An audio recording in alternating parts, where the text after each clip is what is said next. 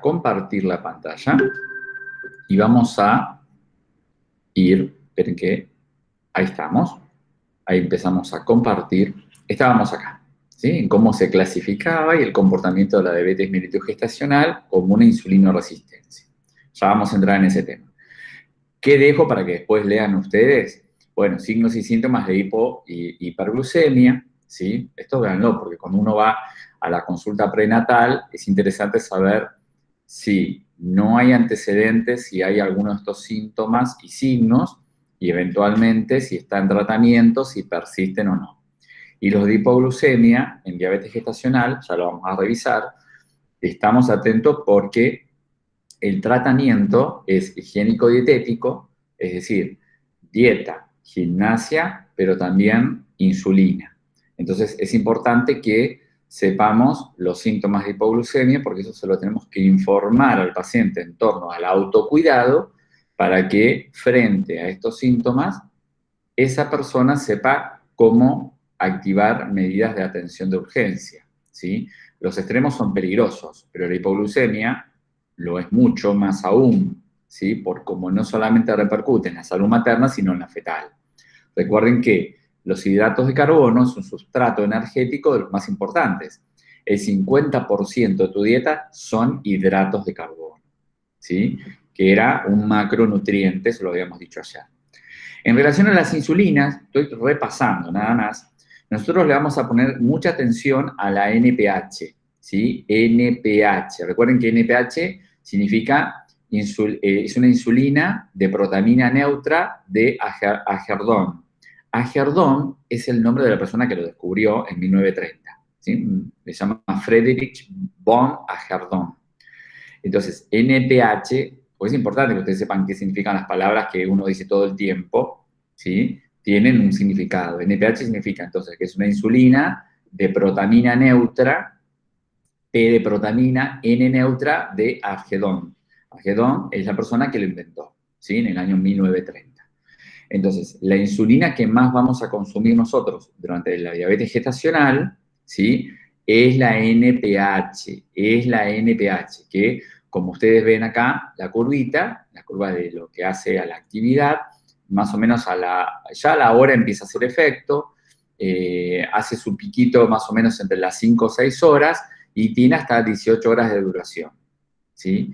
A veces, y esto depende mucho del comportamiento, de cómo se sobrelleva la diabetes gestacional, se necesitan 2 dosis, una temprano por la mañana y una a la noche, y a veces con una sola dosis y un buen seguimiento higiénico-dietético alcanza. Pero bueno, eso depende del médico obstetra y del comportamiento de cómo la diabetes se sobrelleva en la mujer embarazada. Pero acá le vamos a prestar atención a la NPH. Ahora, NPH significa insulina de protamina neutra de Agerdon.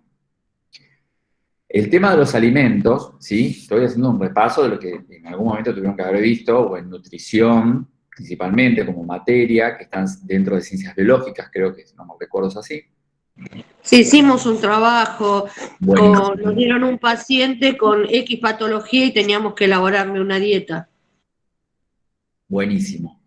En relación a los alimentos, uno va a pedirle a esta mujer, ¿sí? Que sean de bajo índice glucémico, ¿sí? Esto es para todas las diabetes, ¿eh? Yo digo ahora a esta mujer porque estamos entrando en el contexto de la diabetes gestacional. Los alimentos se prefieren que sean de bajo índice glucémico, es decir, son aquellos alimentos que una vez consumidos promueven una baja concentración de glucemia, ¿sí? Son alimentos que una vez que yo los consumo, no promueven que haya un pico glucémico, por eso se llaman alimentos de bajo índice glucémico. Tenemos de 3 tipos, alimentos de bajo, medio y alto. Por lo menos hay que recordar los que no. Es más fácil siempre pensar lo que no se puede para que vos les dejes libertad de aquello que es bajo y medio, ¿sí? Entonces, esto es como que es un machete que vos tenés que tener para cada paciente al cual le vas a dar información y educación para el autocuidado para saberse qué debe evitar siempre, porque si no va a estar expuesta a una hiperglucemia persistente. Los alimentos que generan un alto índice glucémico son el azúcar, convencional, ¿sí? El que te viene en un paquete, en un paquetito, la miel, mermeladas o dulces, golosinas de todo tipo, jugos de fruta, puré de papas y batatas, ¿sí? Por eso es tan rica la batata, porque es dulce, obvio, el pan blanco, sea cual fuere, el arroz blanco, pasas de uva, helados todos, cereales, los azucarados principalmente, frutas como la sandía y los fideos de arroz. Digamos, estos alimentos son de alto índice glucémico, son los que hay que evitar, ¿sí? En cambio, por ejemplo, los alimentos basados en el salvado, como harinas de salvado, frutos secos, leche y yogur, ¿sí? Quesos, legumbres, duraznos, obviamente duraznos y peras no enlatados, al natural, ¿no? El kiwi, la manzana, verduras de todos los colores verdes, el tomate, la zanahoria cruda, zapallito verde y la berenjena son de muy bajos índices, ¿sí? Estos serían entonces los alimentos que preferentemente se buscan que la dieta tenga para minimizar el impacto del índice glucémico. Entonces, los que no, los que sí. Muy bien. Ahora voy a abrir el material de diabetes gestacional. Me voy al pie de página, me voy a donde dice diabetes gestacional, voy a abrir como nueva pestaña, y lo importante acá es que no vamos a ver, ves que acá dice que tiene 9 carillas, no, vamos a ver cosas muy puntuales, ¿sí? Después, cuando vayamos a la clínica, cuando podamos, cada profesor retomará este tema y lo ampliará. Yo lo que quiero es ver como los aspectos principales, duros de este tema, que no podemos no dejar de saber para un parcial, ¿sí? Que es lo que siempre está más cerca. Entonces, la diabetes gestacional, vamos a usar la guía de práctica clínica del Hospital Materno Infantil Ramón Sardá, ¿sí? Que son, hay sociedades científicas en Argentina como la SOGIVA, que es la Sociedad Ginecológica de Buenos Aires, que hacen cosas muy interesantes, pero la verdad que la maternidad de Sardá investiga muchísimo y saca consensos y guías prácticas clínicas muy piolas. Y además son siempre interdisciplinarias. Y es un hospital que solemos ir a hacer prácticas, ¿sí? Entre los muchos que vamos. Entonces, está bueno porque se actualizan muy periódicamente. Si bien este es viejito, porque bueno, no hubo cambios, en ese sentido no hubo cambios, está vigente aún, ¿sí? No quita que mañana te saquen uno nuevo, pero bueno, esto nos sirve para que hoy podamos trabajar. Yo acá siempre les pongo, ¿ves? Haces clic ahí y vas a todo. Esto está como recortado, este PDF. Yo puse lo que yo quiero explicar, ¿sí? Incluso hay cosas que no voy a hablar de acá, pero si quieren verlo todo completo, hacen clic ahí que aparece la manito y lo pueden bajar completo. Entonces, lo primero que vamos a explicar de la diabetes gestacional, ya entramos en patología obstétrica, lo primero fue todo un repaso, es que, fíjense que dice que el embarazo normal es ya per se o por sí mismo un estado diabetógeno, ¿sí? ¿Qué significa esto? Que cuando vos te embarazás, ya tu cuerpo empieza a comportarse como si te volvieras diabética, aunque no tengas diabetes gestacional, aunque no seas diabética crónica. Ya embarazarte es como comportarse endocrinamente tu cuerpo como que si te volvieras diabética. ¿Por qué? Porque hay un aumento progresivo de la resistencia periférica de la insulina, ya lo habíamos dicho recién, que el embarazo se comporta primero diabetógenamente, pero habíamos dicho antes de que la diabetes gestacional se comporta con un trasfondo de insulinoresistencia, ¿sí? Y es lo que acá está diciendo. La fisiopatología es que todo embarazo normal se comporta diabetógenamente y se caracteriza por un cuadro donde aumenta progresivamente la resistencia periférica a la insulina. Es decir, los receptores celulares de los tejidos musculares pierden sensibilidad a la insulina. Por eso se concentra muchos hidratos de carbono en sangre y me dispara la glucemia. ¿Sí? ¿Estamos hasta acá lo que estoy explicando? Sí, profesor. Y aparece a partir de la segunda mitad de la gestación, ¿sí? Entonces, aparece cuando, en mi semana 20 en adelante. En mi semana 20 en adelante, ¿sí? Si bien hay momentos donde a veces se parece que es más manifiesta, como dice acá, el tercer trimestre, los últimos 3 meses de tu gestación puede ser donde más aparezca, de la semana 20 en adelante es un clásico, ¿sí? Hay mujeres que en la semana 20 no pasa nada, 21 no pasa nada, pero llega a la semana 30, ¡pum!, apareció. Y recuerden que esta enfermedad aparece con la gestación y debería cesar con la gestación o en el puerperio. Hay mujeres que a lo largo del puerperio, ya lo van a ver con Susana Juárez, ¿sí? Esos 40 días que dura el puerperio aproximadamente, entre inmediato, mediato y tardío, el estado diabetógeno se resuelve y te curaste de la diabetes gestacional. Si en esos 40 días no se resuelve, te quedaste diabética de por vida, ¿sí? Como ya les dije, esta enfermedad tenía un changüí, que en esos 40 días podías resolver el problema y zafaste. Vamos a decirlo así en tabla, zafaste. Pero si no lo resolves en 40 días, te quedaste con la enfermedad crónica para siempre. Profesor, ¿Sí? más allá de que ahora estamos puntualmente con la diabetes, ¿en la hipertensión también puede ser irreversible? Uh-huh. Ok. Sí, nos pasa lo mismo.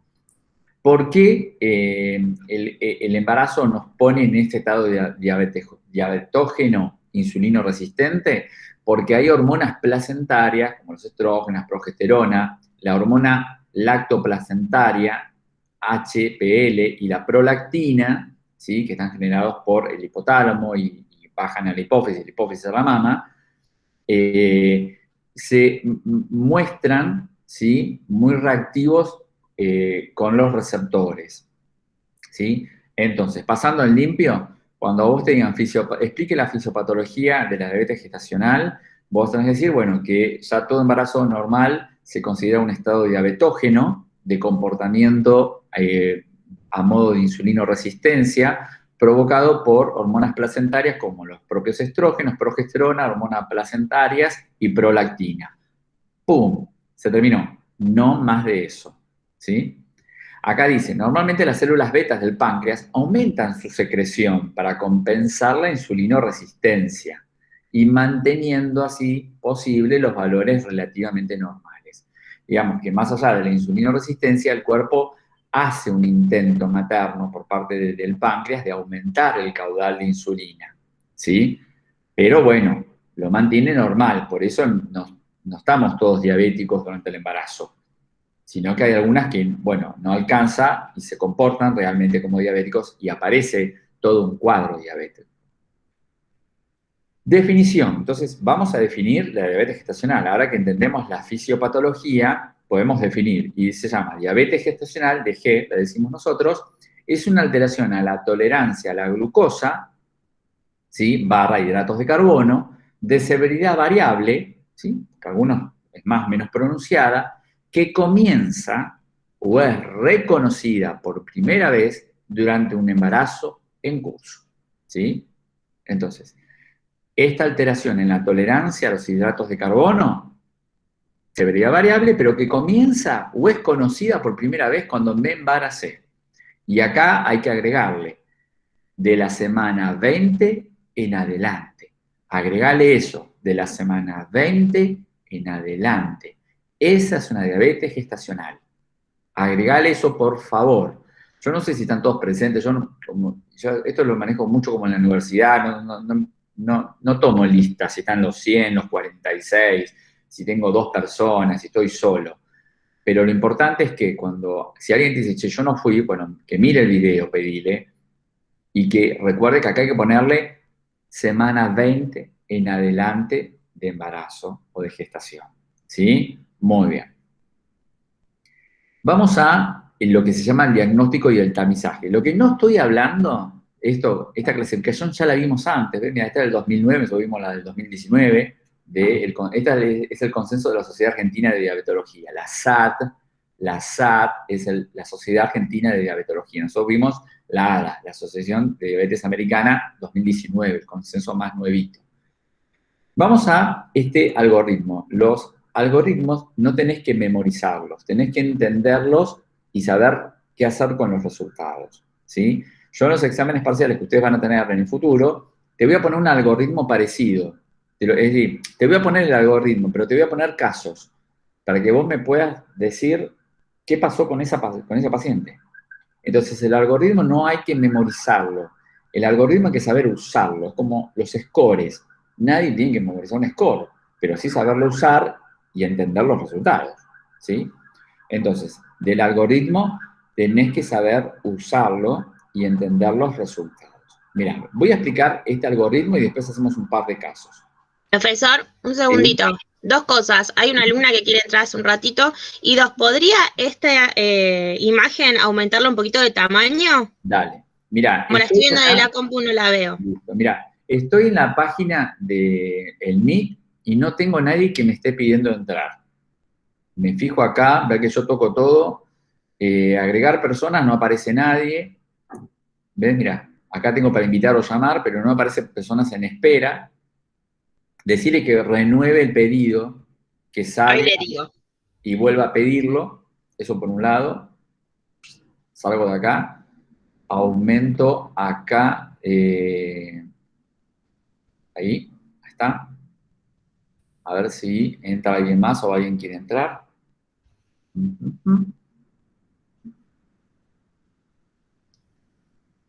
Bueno, no aparece. Escucharé en cualquier momento el clip. Vamos ahora al algoritmo, que decíamos hay que aprender a usarlo, conocer los resultados, pero no memorizarlo. Tamizaje significa valoración, ¿sí? Cuando yo digo que voy a tamizar, es como que a muchas personas les voy a hacer lo mismo, ¿sí? En el control prenatal, que eso lo habrán visto, creo que en la unidad 1, me parece que lo vieron, o en la 3, que es embarazo, el control de la glucemia es parte de un control prenatal, que se tiene que hacer a lo largo de varias visitas que la mujer va a hacer en su control prenatal. ¿Sí? Inclusive, fíjense que la importancia que tiene el control de la glucemia, que en el carnet perinatal o carnet prenatal, perinatal está. ¿Ustedes vieron algún carnet? ¿Les mostraron cómo es el carnet que usamos? No. ¿No? No, profe. Listo, a ver, yo se los comparto. Profesor, esos análisis que usted se refiere es cuando, bueno, en el laboratorio le dan un agua con glucosa, precisamente, cada Eso es un tanto estudio. tiempo y son varias extracciones de sangre, Bien, la eso curva. ahora ya lo vamos a ver. Estaba la vieja curva y ahora le decimos P75. Lo que yo les voy a mostrar ahora, no sé si se va a ver, porque no, por si acaso. ¿Ven esto, esta imagen que estoy mostrando ahora? Que dice carnet perinatal. Sí, sí. Es una imagen, no la puedo cambiar. Este carnet es latinoamericano, se usa en todo Latinoamérica para toda mujer que está gestando. Y el carnet se llama perinatal porque sirve para el antes, durante y después de tu parto, ¿sí? Entonces, cada uno de los niños que vos tengas vas a tener que tener un carnet perinatal propio. El original se lo queda a la mamá y generalmente hay una copia fotocopiada que queda en la historia clínica para cada vez que te visita esta mujer, vos tenés que volcar en el carnet que ella se lleva, el original, la información, pero también pasarla a tu fotocopia que queda en la historia clínica. Entonces, después le voy a pedir a las chicas que después se los publico. Pero lo que quería ver, es un tríptico, ¿sí? Es un tríptico, se dobla en 3 partecitas. Y lo importante que yo decía, fíjense que esto es adentro, ¿no? Que dice carnet perinatal, CLAP es la Comisión Latinoamericana de Atención Perinatal de la Organización Panamericana de la Salud y la Organización Mundial de la Salud. Esto es, más allá que acá dice provincia de Mendoza, todas las provincias usamos lo mismo, todos los países latinoamericanos usamos lo mismo. Lo importante del carnet perinatal es que ustedes fíjense que, por ejemplo, hay todo un capítulo dedicado al manejo de la diabetes. Fíjense, está, ¿dónde está? Pero ahora no lo encuentro. ¿Dónde estaba? Ay, por ahora me lo perdí yo. ¿Dónde está? Toxo, folatos, sífilis, estreptotoxo, grupo bactenuria. Pero, acá, glucemias en ayunas, ¿sí? Tiene todo un cuadradito dedicado a, yo no sé si lo van a poder ver y esto no lo puedo agrandar. Ah, sí, ahí lo agrandé. ¿Ven que dice glucemia en ayunas? Antes de las 20 semanas, menos, esto significa menos 20 semanas, más, acá esto es un error, ¿eh? Más de 20, tiene que decir igual o más de 20. Menos 20, más 20. Y acá se pone cuánto de ese control de ayuna tuvo ese paciente, ¿sí? Entonces, fíjense la importancia que tiene el control de la glucemia, que tiene su espacio propio en el carnet perinatal, ¿sí? Y en los carnets perinatal, todo lo que está en amarillito hace a riesgo, ¿sí? Porque esto viene en colores, blanco y amarillito. Todo lo que está en amarillito es de riesgo. Por ejemplo, si yo pongo que tengo un antecedente personal de TBC, hago una marquita acá y es de riesgo, ¿sí? Muy bien. Bueno, nada, esto lo quería compartir, entonces recuerden que en el carnet perinatal el control de la glucemia tiene su espacio porque es toda una enfermedad, que hay que controlarla y diagnosticarla tempranamente. Y recuerden que en los carnets perinatales todo lo que es en amarillito, rápido te está diciendo, ojo, que es de riesgo lo que tildó tu compañero en una visita anterior. ¿Sí? Muy bien. Volvemos acá a diabetes gestacional. Entonces decíamos, vos a la gestante la tenés que controlar antes y después de la semana 20. Antes y después de la semana 20. Siempre se controla 2 veces. Y el estudio de rigor son 2. Una glucemia en ayunas convencional, ¿sí? Que recuerden de cuántas horas tengo que tener para hacer una glucemia en ayunas convencional. Un amigo te dice, me tengo que hacer una glucemia en ayunas. ¿Cuántas horas tengo que hacer de ayunas? 12. 8. Con 8 alcanzan. 12 es para lípidos. Si yo tengo que hacer LDH, HDL, triglicéridos y colesterol, necesito 12 horas, ¿sí? Para glucemia en ayunas, con 8 alcanza, ¿sí?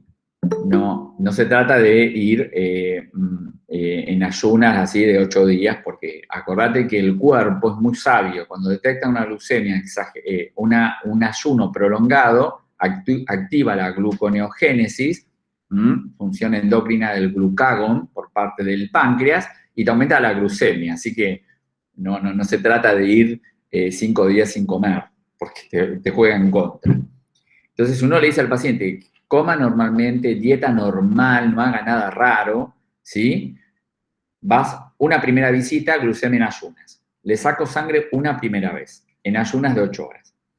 Si el resultado, ¿sí? Te da, acordate que este es el signo menos.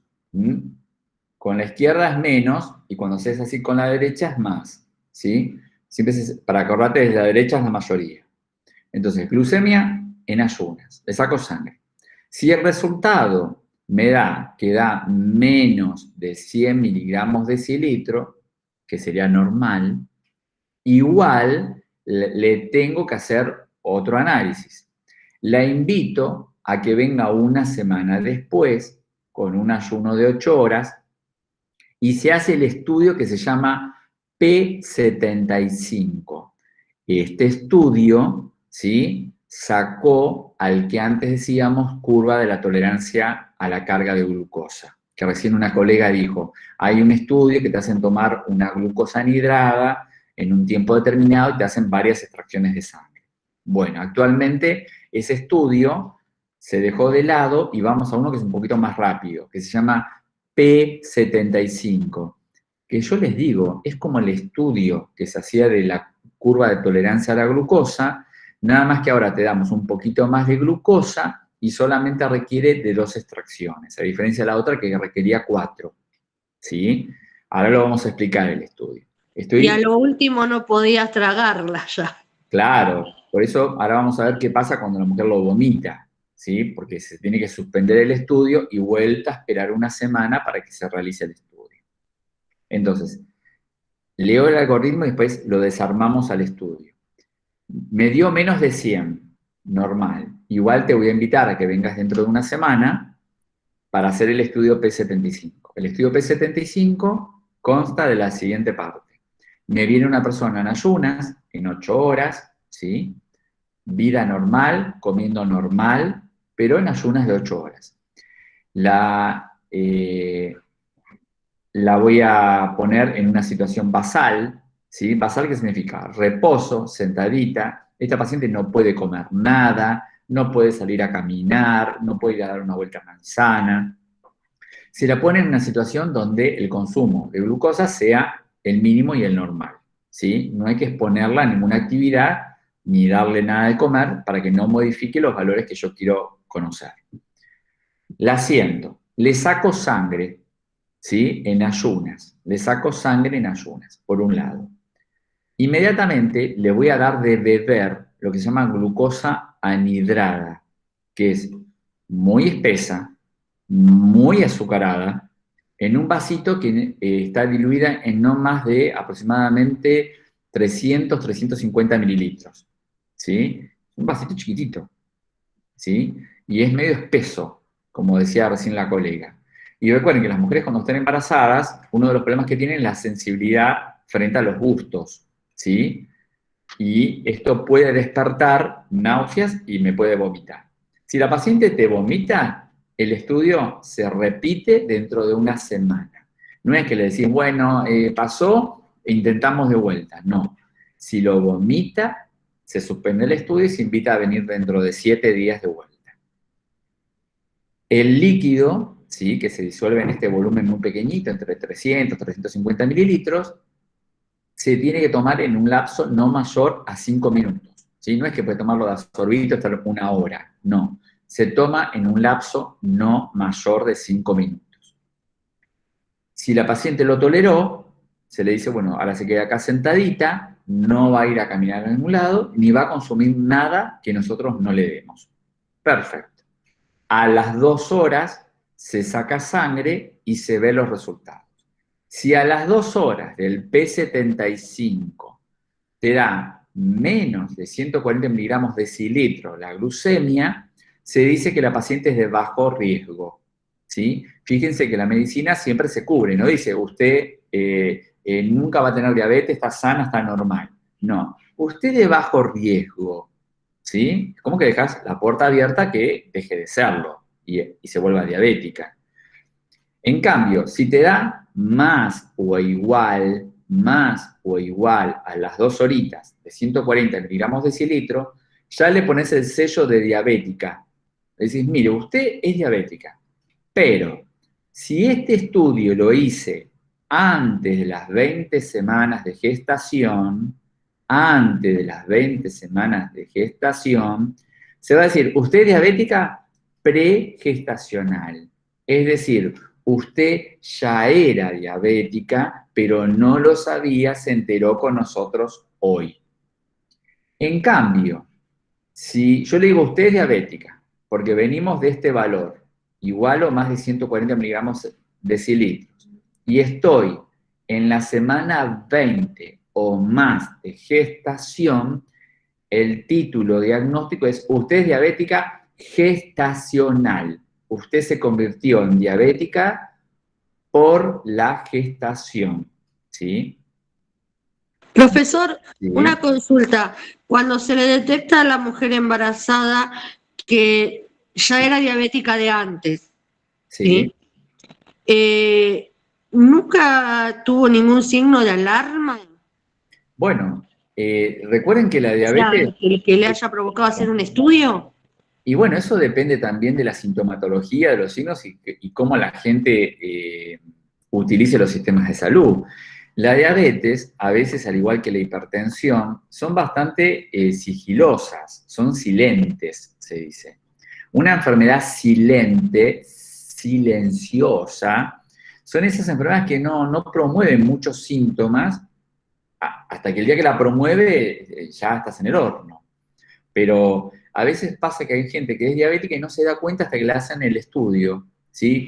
Que te hacen una glucemia en ayunas, o te hacen una hemoglobina glicosilada, ¿sí? O una insulinemia para ver cuánta insulina tenés en circulación. Hasta que no le hacen esos estudios, que a veces uno se entera en un preocupacional, vas a entrar a buscar un laburo y aparece todo esto en positivo y bueno, chao. Y hay gente que, bueno, que entiende que tiene signos o síntomas extraños a lo normal, dice, voy mucho al baño, tomo mucha agua, siempre tengo mucho apetito, estoy ganando mucho más peso del que yo quería, bueno, me voy a hacer un control y descubro que soy diabético. ¿Se entiende?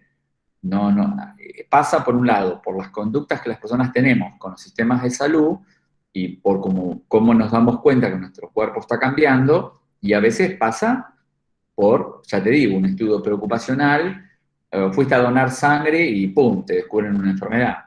¿Se entiende? Bueno, aunque cuando vas a donar sangre no te miden la glucemia, te miden la hemoglobina nada más. Pero bueno, no era buen ejemplo, pero ponele un preocupacional, es que es lo clásico. ¿Entendés? Vas a buscar trabajo, parece que lo conseguiste, te dicen, usted es diabética o diabético. Vuelvo a la glucemia en ayunas.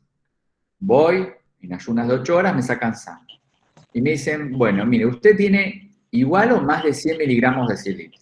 Eso ya no es normal. Me van a citar en 7 días. ¿Sí? Me citan en 7 días.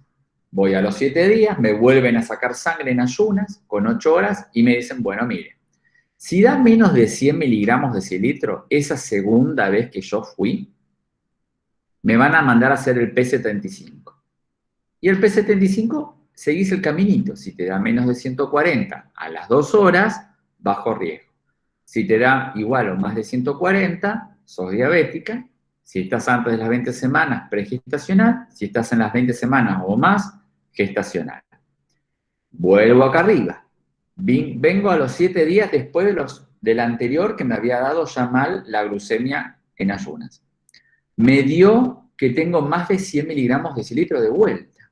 Una glucemia en ayunas de vuelta más de 100. Bueno, usted es diabética, me van a decir.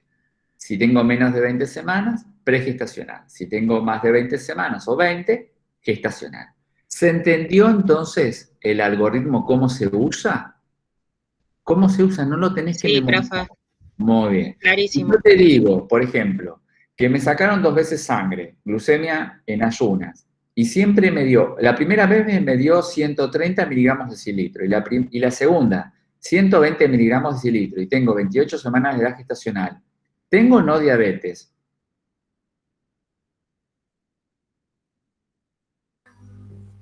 Sí, pero sé por qué. Bien, ¿y qué tipo de diabetes tengo?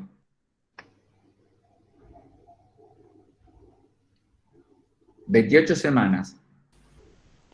Gestacional, profe. Perfecto.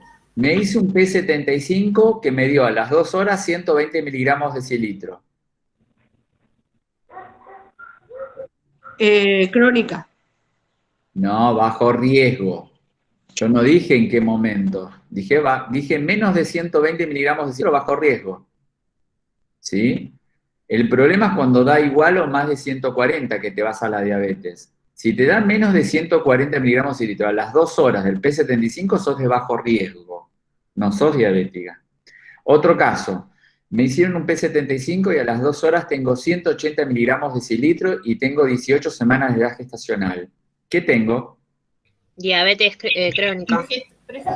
Diabetes.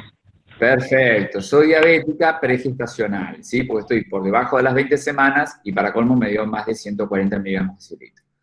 Muy bien, pasamos a otra cosa. Factores de riesgo para diabetes gestacional, es decir, ¿qué antecedentes tengo yo para poder... Recuerden, un factor de riesgo es todo aquello que yo tengo y que puede ser previsorio el desencadenar otra enfermedad, ¿sí? Es como tener muchos números de una quinela, qué viejo, un bingo, para hacer cartón completo, ¿sí? Bueno, riesgos mayores de 25 años. Bueno, hoy se cambió, mayores de 35 y menores de 18. Entonces, acá agreguen en tus apuntes, Factores de riesgo para diabetes gestacional es ser mayor de 35 años y ser menor de 18 años, ¿sí? Las edades son factores de riesgo. Cuando sos menor de edad de 18, cuando sos mayor de 35 años. Modifiquen esto porque después van a decir, pero el apunte dice, pero Diego te lo aclaró 10 veces en el video. Índice de masa corporal. Esto ya lo aprendimos. Más de 30, y acá agregale kilogramos por metro cuadrado. ¿Sí? Este paciente tiene obesidad grado 1. Un paciente con obesidad grado 1, ojo, estás ahí en el horno también. Primer grado de familiares, es decir, mamá, papá son diabéticos, yo tengo muchas chances de desarrollar en esa historia de diabetes, seguir escribiendo la historia de diabetes en mi familia. ¿Sí? Entonces, familiares de primer grado, no mi abuela, los padres de mi abuela, no, mis primos, no. Familiares de primer grado son siempre tus padres, ¿sí? Es lo que le interesa a los tetras. Antecedentes de que, dice, lo leo y lo explico, antecedente de un recién nacido con peso en percentilo mayor a 90 para la edad gestacional. Explico lo que estoy diciendo acá. Los percentilos, ¿sí? Son estándares, miren, percentilos, que usamos mucho en pediatría, donde se valoran, ¿sí? Escalas de crecimiento, de tensión arterial, de lo que vos quieras. Hay percentilo para todo, pero lo hay para, según sexo, según edad y según también la etnia, ¿sí? Pero yo quiero ver un percentilo, desapareciendo todo. Acá está. Por ejemplo, mira, acá hay un percentilo, ¿sí? ¿Vieron alguna vez esto en algún consultorio, en alguna imagen de un libro? Sí. Sí, bueno. Sí, profesor. Se usan en todas, en adultos, pero usamos mucho más en niños, que siempre estamos detrás del crecimiento y del desarrollo. ¿Sí? Para la talla y peso. Claro. Vos podés hacer percentilos de un montón de variables. Talla, peso, tensión arterial, presión arterial, pulso, temperatura, lo que quieras. Pero siempre todo está supeditado a la estatura, el peso, la edad, la etnia, ¿sí? Yo no puedo usar el percentilo de crecimiento en peso de un niño argentino de la ciudad de Buenos Aires con uno de Jujuy y menos con uno de Bolivia de la ciudad de La Paz, ¿sí? Porque recuerden que la altura modifica la estatura de las personas, ¿sí? Es una condición de cómo el medio ambiente afecta la genética de las personas, ¿sí? Entonces, los percentilos, ¿qué son? Son estándares estadísticos que muestran si una persona está dentro del margen de la normalidad. Cuando deja de estarlo, tanto por exceso o por déficit, ¿sí? Aunque esto no le guste a muchos, ¿cómo diría? Hay gente que se molesta porque uno habla de normalidad. Bueno, la ciencia tiene cosas que son normales y otras que dejan de serlo. Porque si no, mañana diríamos, tengo 190 miligramos de glucemia. Mira, como yo soy muy inclusivo, sos normal, te voy a decir. No, estás enfermo, ¿qué que te diga? Si querés te miento. Pero bueno, la medicina no puede entrar en esa cosa de todos somos sanos. No, no somos todos sanos, ¿sí? Para eso existe la medicina, porque medicina como ciencias, no solamente medicina del médico, del enfermero también, debemos entender que hay patologías. Y hay conductas que escapan de la normalidad, como las conductas del peso, que escapan de lo normal. Alguien que se mantiene en un peso del percentilo 50, está diciendo que en esa comunidad de personas, en niñas que tienen hasta 6 meses de vida, ¿sí? Y una ganancia máxima de 10 kilos, lo normal es, bueno, ¿ves? Según los meses de vida, si yo tengo, por ejemplo, 3 meses de vida, se espera que más o menos yo esté entre los 5 a 6 kilos, ¿entendés? Esto es lo normal, percentilo 50. Te está diciendo que estás a mitad de lo que es lo normal. Para arriba es exceso, para abajo es déficit, ¿sí? Entonces, recién que decíamos, que si yo tuve un niño que me nació con un percentilo de 90, ¿sí? ¿Qué significa? Que te nació con sobrepeso ese chico. Eso se llama un niño nacido macrosómico. Esto, recuerden esta palabra. este antecedente significa que tu niño nació con un problema que se llama macrosomía. Macrosomía, que es que durante la gestación vos fuiste diabética o no lo sabías o no fuiste bien controlada y tu hijo ganó exceso de peso durante el embarazo. La macrosomía se entiende como un peso igual o mayor de 4,500 kilogramos. Imagínate lo que son esos. Antiguamente, ¿sí? Antiguamente aparecía muchas noticias, yo me acuerdo que era muy de Crónica TV era eso, ¿sí? Que te ponían este tipo de cosas. Miren, yo lo voy a poner, ni sé dónde es, pero mira, nace en Argentina un super bebé. Bueno, ¿lo ven? En realidad no es un super bebé, sino un bebé enfermo. Claro, bueno, ¿qué pasaba en esa época?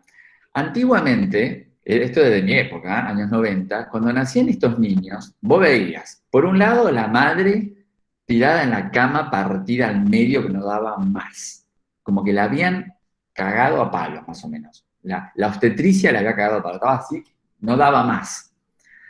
Después en la cuna, el chico que ya no entraba en la cuna, más o menos. Las cunas de acrílico, estas son cunas de acrílico, fíjate que el chico está ahí, no entra casi. Y alrededor tenías a la obstetra, a la enfermera, todos con una risa, una sonrisa a flor de piel, sacándose una foto, y la noticia era esta: nace en Argentina un super bebé. ¿Sí? Bueno, ¿qué pasó acá? Yo creo que más que estar sonriendo, yo estaría dando la espalda, pidiéndole perdón a esa señora. ¿Sí? Porque para que te nazca un super bebé, como dice acá la noticia, ¿sí? Esto fue, a ver, ¿dónde fue? Córdoba, ¿sí? ¿En qué año? Esto debe ser medio viejo ya.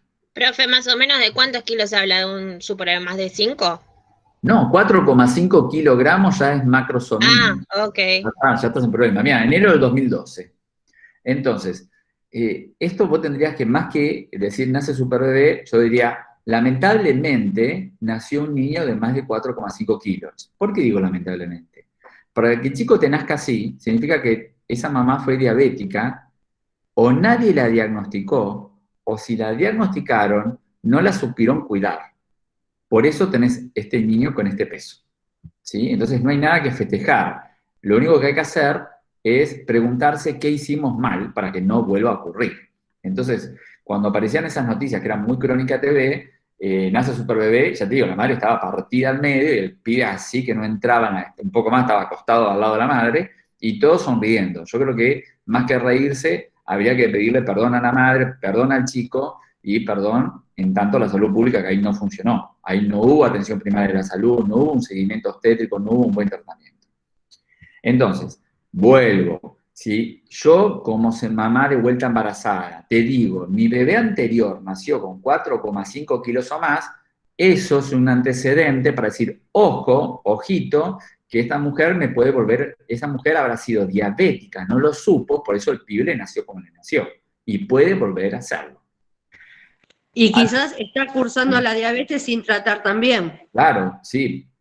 Acá también pasa un tema de lo que les pasa a las multíparas. ¿Multíparas qué significan? Mujeres que ya han gestado varios niños.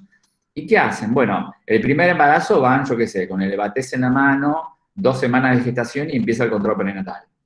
Pero cuando van teniendo otros hijos, no todas las mujeres, ojo, aclaro eso, no todas las mujeres, pero algunas se relajan y dicen, bueno, estoy embarazada, estoy tranqui, voy más adelante.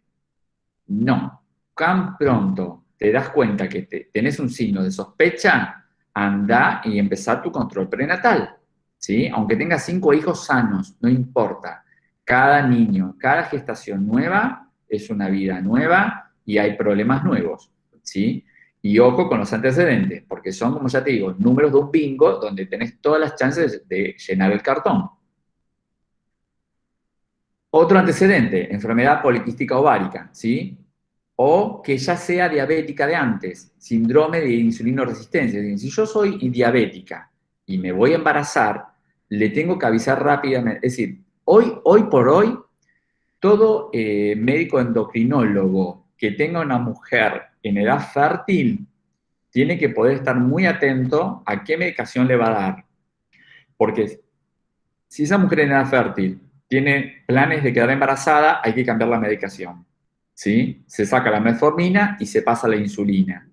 Si yo no lo planifiqué y me quedé embarazada y voy a dar continuidad en mi embarazo, tengo que hablar con mi endocrinólogo para que me saque los hipoglucemiantes biorales, si era que yo era insulino resistente, y pasar a la insulina. ¿Por qué? Porque la metformina, como los hipoglucemiantes biorales varios que hay en el mercado, han evidenciado que promueven el nacimiento de niños macrosómicos. Disculpen. Promueven niños que cuando van a nacer, cuando nacen, a los pocos meses desarrollan obesidad, ¿sí? 6 meses, 1 año de vida y empiezo a tener niños con obesidad, ¿sí? Y la obesidad no se corrige rápido en la infancia, ¿eh? Es una cuestión de hábito y es difícil cambiar el hábito en los niños.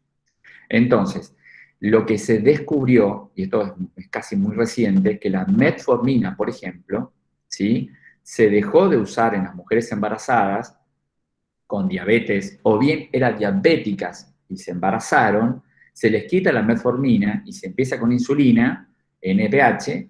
¿Por qué? Porque lo que se ha evidenciado en muchos estudios que se hicieron es que los niños que nacieron bajo la influencia de la metformina, a los pocos meses de haber nacido, empiezan a ganar mucho peso, se me vuelven no obesos, ¿sí? Y eso es un problema de salud, ¿sí? Muy bien. Estoy adelantando algo del tratamiento. Entonces, si tenés antecedentes de SOP, síndrome de ovario poliquístico, o ya sos diabética tipo 1, tipo 2, tenés que hablar con tu endocrinólogo y con tu tocoginecólogo. Hay una alta prevalencia latinoamericana, ¿sí?, en tenerse diabetes gestacional. Estas son cuestiones de cribado genético, de tamizaje genético, ¿no? Vos haces 2 millones de valoraciones de la glucemia y vos ves que la mayoría de los latinoamericanos parece que tenemos más tendencia a la diabetes gestacional que las mujeres americanas. Aunque las mujeres americanas, de América de Estados Unidos, hoy con la alta incidencia que tienen de sobrepeso y de obesidad, se están poniendo a la vanguardia, ¿sí? Y hace muchos años. ¿A la vanguardia de qué? De tener todos los problemas propios de la obesidad, ¿sí? Diabetes entre ellos. Y diabetes gestacional anterior, es decir, yo te digo, mira, en mi embarazo anterior, sí, tuve diabetes gestacional, pero me curé, buenísimo, pero con este nuevo embarazo puede aparecer nuevamente la diabetes gestacional. Seguimiento. Seguimiento lo vamos, solamente quiero ver este cuadrito. Fíjense que solamente vamos a cuestiones principales, ¿sí? Y de estas cuestiones principales son las que nos vamos a preguntar en el parcial.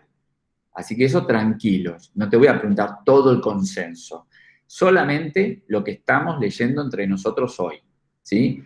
La frecuencia es, si mi paciente va a manejar la diabetes gestacional con dieta y ejercicio, la vamos a citar quincenalmente. En cambio, si va a consumir insulina, los controles prenatales van a ser semanales, hasta que el paciente estabilice, ¿sí?, y conozca muy bien el régimen de cómo va a consumir la insulina. ¿Cuándo le vamos a dar insulina al paciente? Porque la primera estrategia siempre es ir como una especie de escalera. Vamos de lo más simple a lo más complejo. Lo más simple es tratar de manejar la hiperglucemia, la diabetes gestacional, de la manera más fácil. Dieta y ejercicio, ¿sí? Y luego complejizarla con el manejo de insulina. Cuando veo que los índices glucémicos están todo el tiempo más altos de los recomendables, tengo que usar insulina, NPH. Y siempre usamos NPH, acuérdate, NPH, es la insulina que vamos a usar en estas pacientes, ¿sí? Entonces, estamos hablando de estas generalidades. Con esto es suficiente, ¿sí? Entonces, al diagnóstico de diabetes gestacional, vamos a hacer dieta y ejercicio. En relación a la dieta, ¿sí?, lo que se van a evitar son los alimentos que induzcan a los altos índices glucémicos. Fue lo primero que vimos hoy a la mañanita. Entonces, la dieta se maneja entre un 40 a 50% de hidratos de carbono, el resto proteínas y lípidos, ¿sí? Pero se baja generalmente a un 40% de hidratos de carbono, de 50 se baja a 40, y esos 40 hidratos de carbono tienen que ser de hidratos de carbono complejos y de bajo índice glucémico. Eso y ejercicio, porque acá habíamos dicho que el 70 al 80% de la glucemia que te circula por el cuerpo la consumen los músculos. Entonces, señora embarazada, se tiene que empezar a mover, tiene que empezar a salir a caminar más, ¿sí? No se trata de ir a un gimnasio a hacer musculación, no. Tiene que ser actividades aeróbicas, bicicleta fija, salir a dar muchas vueltas por la manzana de una plaza, ¿sí? Hoy se puede hacer, te pones un buen barbijo y te vas a dar vueltas a la manzana, por lo menos, ¿sí? No encerrarte a un shopping. Dar vueltas y vueltas. ¿Por qué? Porque si se mueven los músculos, demanda glucosa y te baja la concentración de glucemia.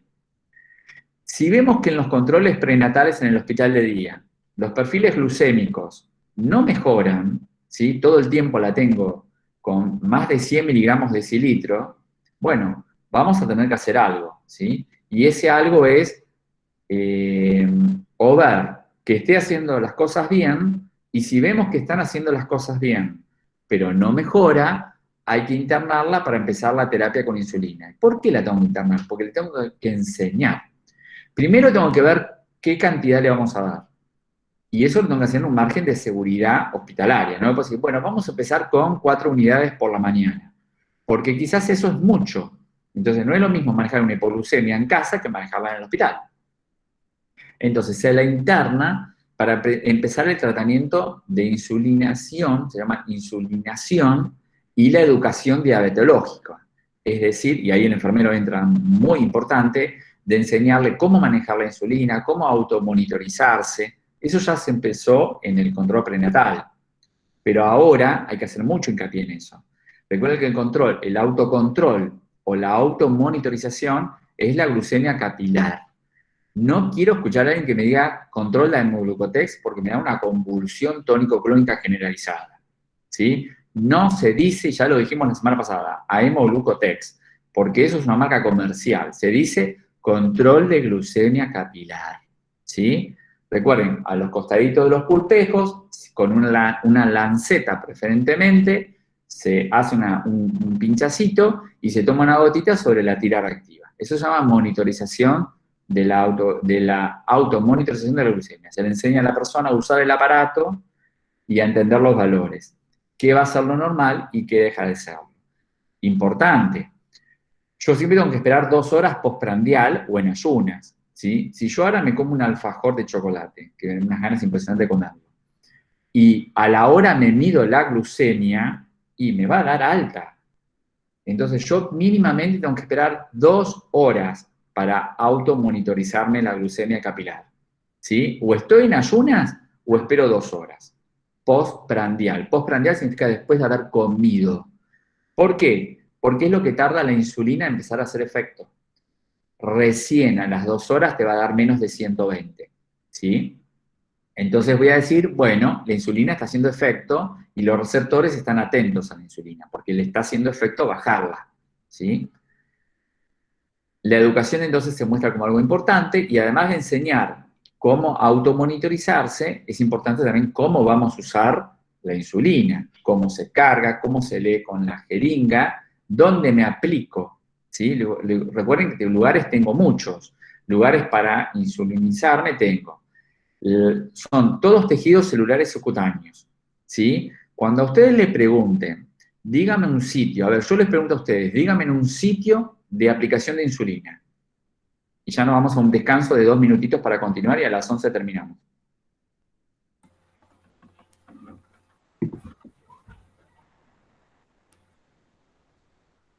A ver. ¿En el deltoides? ¿Eso no? Bien, el deltoides es un músculo. Sí, músculo deltoides. Por eso, antes de decir el músculo, pues yo digo, ¿dónde puedes hablar de insulina? En el tercio del vasto externo, en los músculos abdominales, en el deltoides, Entonces, ¿no era subcutánea la NPH o se volvió intramuscular? No, es subcutánea. Entonces, lo que hay que decir, aunque vos digas, uy, ¿hay que decir todo eso? Sí. Vos tenés que decir que las zonas proclives al consumo de insulinas, en caso de ser subcutáneas, porque algunas pueden ser endovenosas como la cristalina, no es el caso de esta paciente, es abordar el tejido celular subcutáneo que está por encima del músculo deltoides.